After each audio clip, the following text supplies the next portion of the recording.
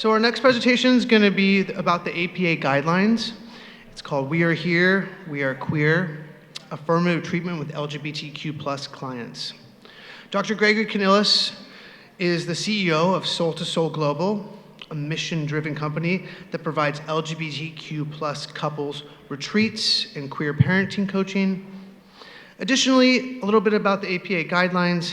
The American Psychological Association recently published the APA guidelines for psychological practice with sexual minority persons. Dr. Gregory Canillas served as one of the co-authors, writing on relationships, youth and foster care, the coming out process. The guidelines highlight the latest research and move well beyond the last iteration published 10 years ago. He'll walk you through the research, how it's useful for you and your clients, and he'll also give examples to stimulate discussion and highlight possible treatment strategies for working with LGBTQ plus youth. Without further ado, can we all welcome Dr. Gregory Canillas to the stage? So I'm going to talk about the APA guidelines. How many people have seen the APA guidelines, the newest iteration? Okay, 1, 2. Okay. So this is perfect. So the guidelines were rolled out in February 2021. So I think it's good that we're having this conversation. Every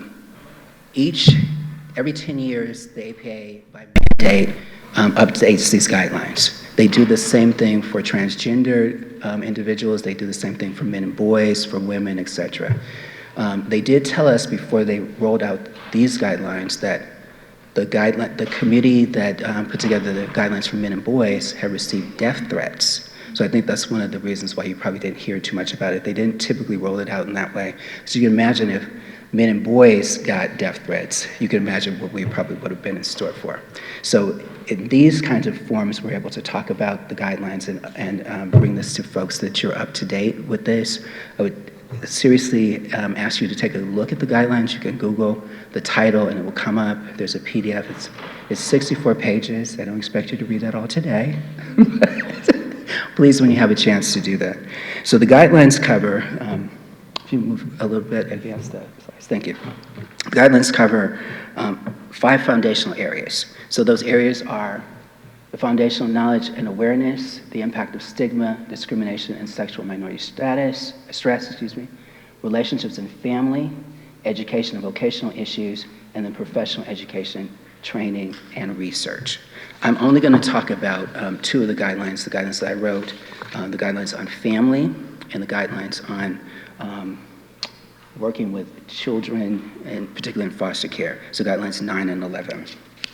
And you can advance the slide. So 9 talks about diverse relationships, included looking at consensual non-monogamy, as well as polyamory. So again, I think that's one of the reasons why they were somewhat protective of us, because you can imagine the country is kind of going through something that's a more conservative shift back towards conservative values.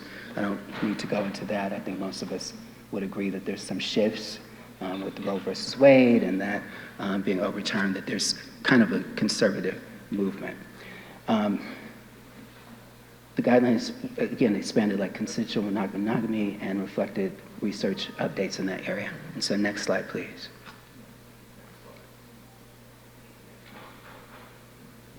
So 9, and I'm not going to spend a lot of time on 9 because it focuses on relationships. I want to move more towards guideline 11 that talks about kids in foster care, since this conference focuses on that.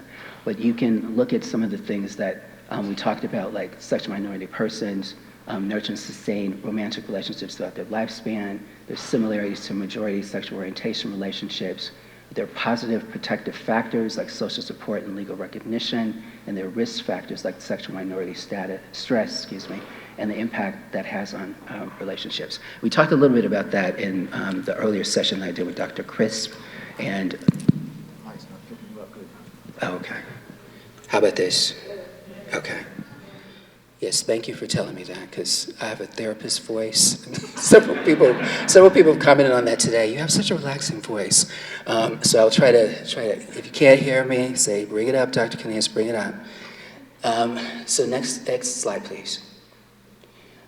We also, in 9, talked about bi-plus persons and the unique hardships that they face, such as bi-plus erasure, and persons in mixed orientation relationships, and the stigma attached to that, and then the lack of research regarding diversity in same-sex relationships.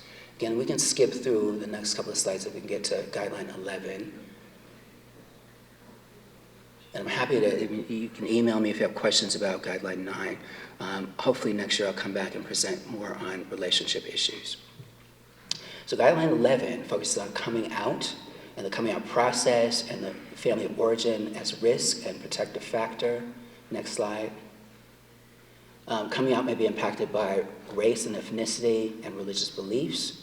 BIPOC sexual minorities have risk and protective factors associated with that status. We also talked about in guideline 11 religion as a protective factor at the gay affirmative spaces, which also came up in the morning session. And then chosen families as a protective factor. How many people are familiar with the concept of chosen families? Okay, a little bit better. And so that is for a lot of LGBT people, particularly those who have been kicked out of family. I've worked with teens who've been kicked out of family. They choose to develop their own sense of family. How many people are familiar with the series Pose? So that would be an example of chosen family. Okay, they chose people. There's some risk and protective factors to that. And you remember, if you've watched through seasons 1, 2, and 3, that the relationships got deeper, and Electra became much more of a mother figure. You know the character Electra?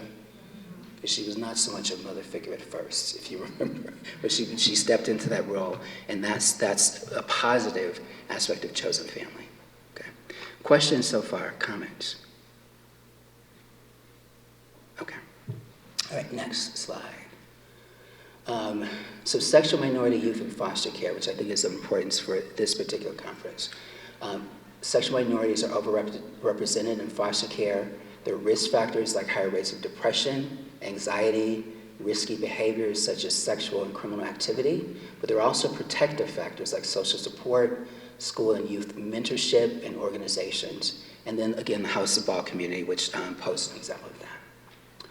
So in terms of application, psychologists and therapists, because it's also used by MFTs and LCSWs, do not urge or pressure sexual minorities to come out. This is a process that must happen on its own. Psychologists seek to understand the impact of multiple intersecting identities such as race, culture, religion, disability on the decision to disclose. I know people that have come out at 13 and 14, and I also know people who are still in the closet at 60 years old. So it's a personal journey for each person. Psychologists should acknowledge the importance of families of choice, and psychologists should respect the complicated ties to families of origin, even when those are less than affirming. Next slide. So we're going to do a vignette. We're going to make this a little bit more interactive and close with something that's practical. So this is the vignette, and I'll ask you to, at your tables, take a few minutes to talk about this, and then we'll come back and talk about it in a larger group. So Tasha is a 15-year-old African-American cisgender female. She entered foster care at age 10 due to allegations of parental physical abuse and neglect. She had 6 placements. Her current foster parent is committed to maintaining the placement and supports treatment. Tasha reports feeling sad most of the time, is doing poor academically, and feels isolated at school. She recently came out to her foster mother as bisexual and feels that she has little support around issues of sexuality. So the foster mother was supportive in terms of maintaining the placement, but not as supportive around issues of sexuality. She reports that she occasionally smokes weed. So what additional information do you need to gather about this client, and what is your treatment plan for Tasha? So if you take about 5 minutes to discuss that in your smaller groups, and we'll come back and have a discussion. Okay.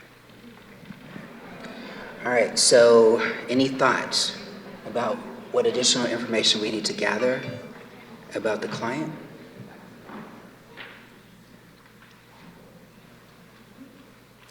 Okay, you were not silent a minute ago, so. I know you have thoughts, yes.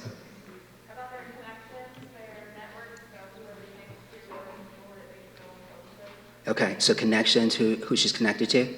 Okay, thank you, excellent. Yes. I guess one of my concerns would be with her going to the foster system at age 10, what kind of psychoeducation has she had surrounding gender, sexuality, as well as just the basics of like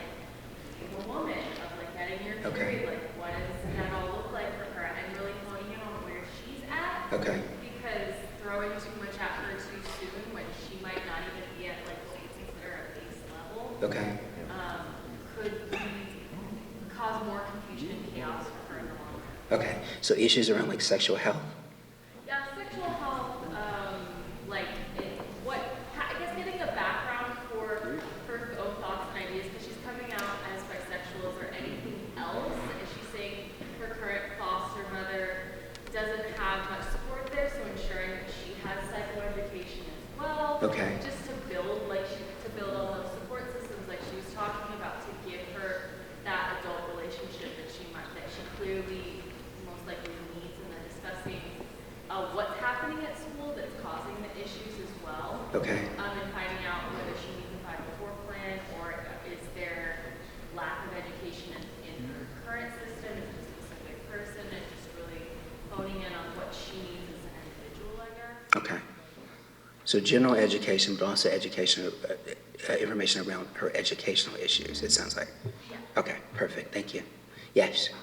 What happened to the other placement? I didn't hear you. What happened to the other placement? They were compromised. Like, for those who work in the foster care system, it could range. So sometimes it's like the foster parent just gets fed up with the behaviors. Sometimes the kids do something that irritates them. Sometimes it's around education. I've had kids who were replaced like for minor things. The parent just got overwhelmed.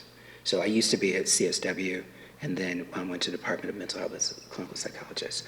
So sometimes it was like this. They call and say, you need to get them out now. And they weren't always like reasons that we would think would be major reasons. Does that make sense? Okay. Yes, sir, you had a question. I also need to know, like, who and what she's reading in her spare time, and who and what kind of music she's listening to. Okay. So what she's reading and what she's listening to. Can you say a little bit more about that? Why would that be important? Say again? Can you say a little bit more about why you think that would be important? Well, because when you read, it implants into your brain. When you read somebody that is derogatory or something like that, that gives off negative messages, and that's all that you receive, and that's all you know. The same thing with music. When you listen to not bad, but when you listen to music that, like, heavy headbanger music and stuff, it gives off a message that is not necessarily good, and it can take your mind and your thoughts into places that you really shouldn't go. Okay, very good. Good. So asking questions about music and what she's reading, and it can also be used, I think, in therapy. I use it quite a bit with adolescents, music therapy, as well as having them bring in things that they listen to. Now, I didn't like it all the time, I'm gonna tell you the truth. Like, sometimes it's like headbanging music, but I would ask them, like, what does this mean to you? Like, why do you gravitate towards this? And they were happy to explain that to me, because most of the times parents, foster parents, biological parents, did not want them to listen to that at all. So I think that's a very good suggestion, thank you. Thanks.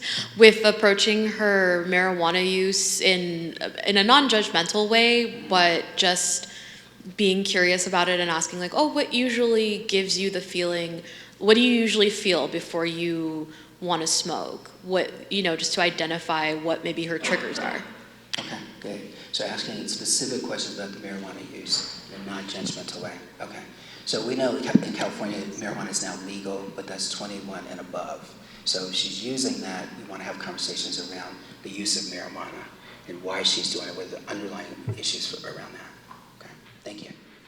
I would ask about what's the education and awareness of the foster parent on how to have these conversations with youth that identify in different ways, and if not, what resources and education can we do to support the foster parent, and then who else needs to be at the table as far as school and other parts of the youth's environment to support them. Okay, so psychoeducation for the foster parent and allied professionals. Okay, thank you.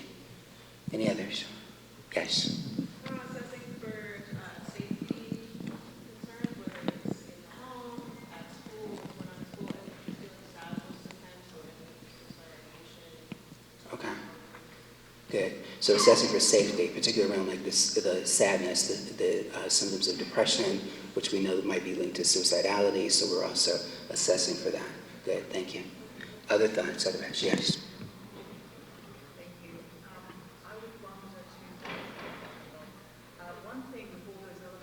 she's being bullied. So something around exploring if she is being bullied. But also, as an African-American teenager, I'd wonder what the cultural makeup of the family is and if she's being supported in that cultural element or those elements of intersection. Okay, so inquiring about issues of possible bullying, and then also supporting information around ethnicity. Okay, excellent. Yes?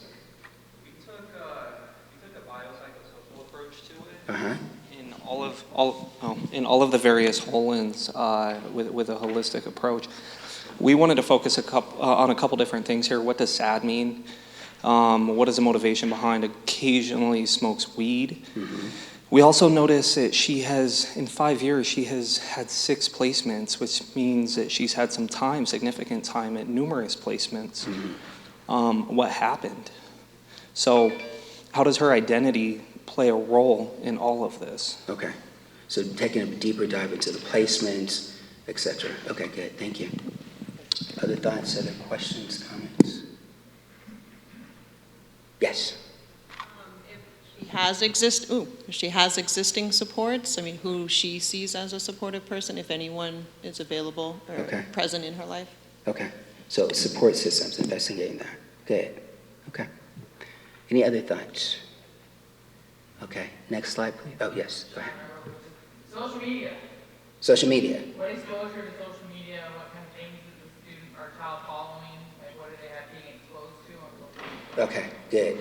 Because I was just talking to somebody yesterday, and there was it was actually a case presentation. I teach the clinical practicum course at a university, local university, and someone was talking about TikTok and this client who was depressed, and like all the TikTok videos were around like depression, and so investigating like social media is a great point. Thank you. All right, next slide, please. Okay, so many of these things we touched upon, but I'll just go through them again, like the coming out process, what that is like for her. A lot of had discussions with older queer folks who are like, you know, we didn't come out at the same age that people are coming out now, and the younger people, we applaud them for that.